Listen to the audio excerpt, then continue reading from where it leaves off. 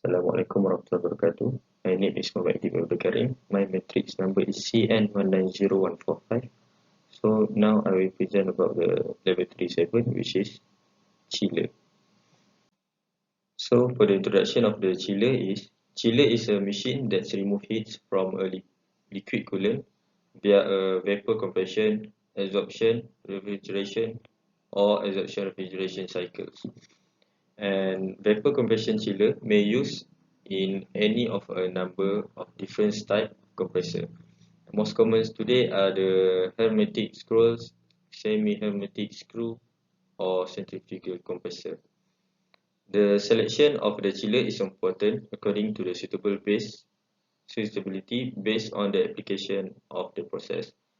So the type of chiller in the industry that commonly used in nowadays industry is compression chiller, air cooled chiller, water cooled chiller, screw chiller, ammonia chiller, and adsorption chiller.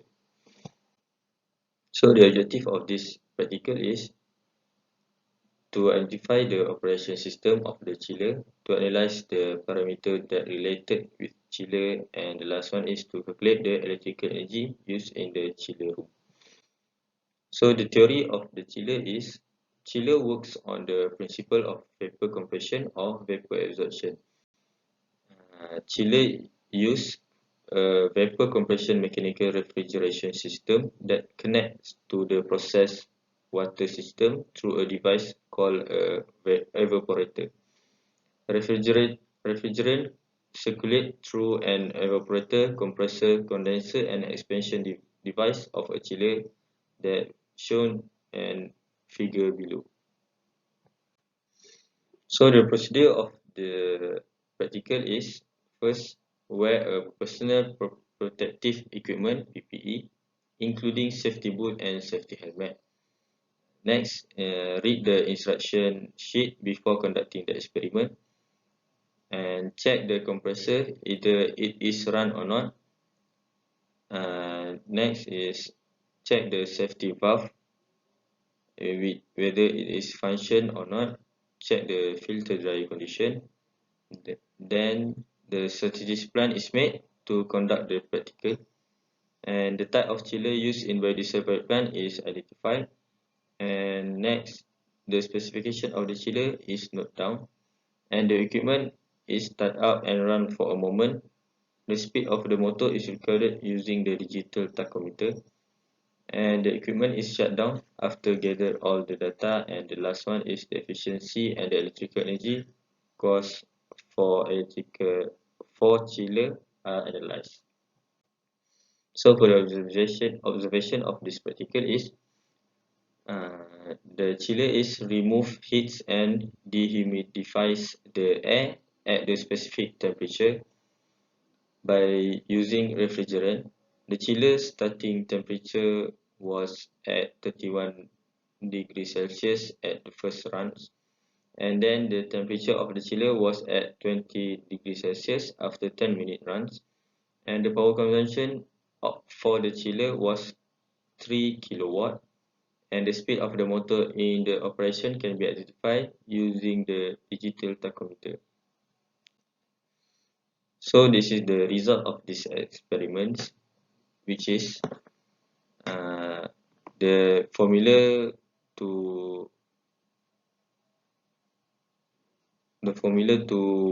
identify the mechanical power output is the mechanical power output equal to torque and multiplied by the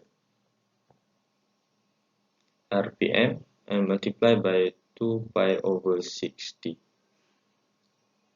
So the mechanical power output can be calculated, which is the mechanical power output is 2461.47 watt. And next is the coefficient of performance of the chiller will be calculated by using the formula mechanical output over electricity and multiply by 100%. So the coefficient of performance of the chiller is 82.04%. So the total cost in the chiller will be calculated, and the cost of the total power consumer for the chiller is RM 192 and 72 cent for a month, and 8 ringgit and 76 ringgit for a day. So the discussion of the experiment is the chiller room will cost of RM 8 ringgit and 76 cent for 8 hours operating or running.